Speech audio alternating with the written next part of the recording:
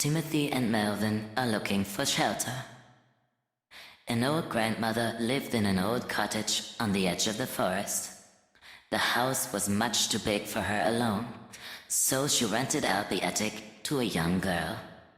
Now she was no longer alone.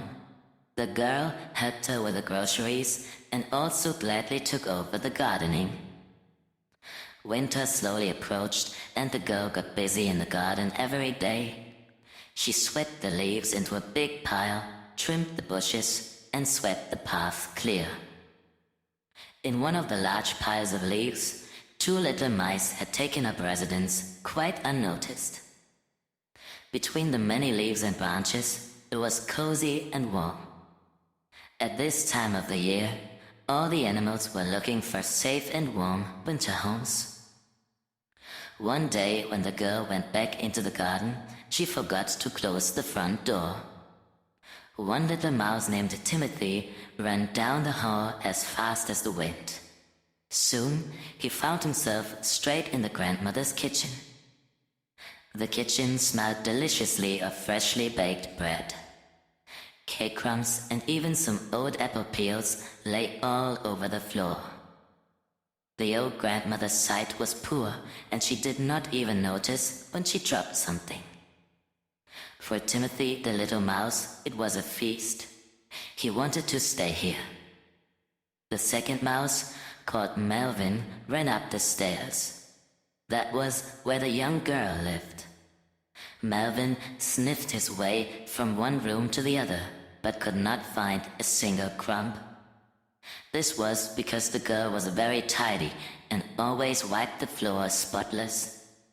There were no scraps on the floor here that Melvin could have snacked on. It smells like delicious bread downstairs, Melvin thought to himself. He was about to run through the apartment to the stairs when the girl returned from gardening and closed the apartment door behind her. Oh dear, thought Melvin the little mouse. What am I going to do now? He quickly looked for a hiding place behind the closet. There he remained all night with his stomach growling. Because he could not bear his hunger any longer, Melvin crawled out of his hiding place early in the morning. At that moment, he met the girl who was about to go out the door. When the girl spotted the little mouse, she shrieked loudly, "Ew!" Melvin was equally frightened and ran as fast as he could down the stairs through the narrow gap in the door. Trembling and quite breathless, Melvin now stood in front of the grandmother's door and quickly slipped through the crack in the door. Here he tried to calm himself down from the shock. Timothy hurried over immediately and received his frightened friend joyfully. After a hearty greeting, they ran into the kitchen together, and Timothy showed his friend all the leftovers on the floor. Here they prepared a delicious feast.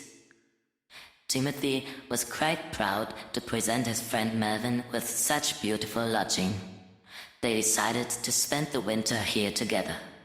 It was warm, cozy, and above all, there was plenty to eat. When the grandmother woke up in the morning to prepare tea in her kitchen, she had not noticed any of the excitement.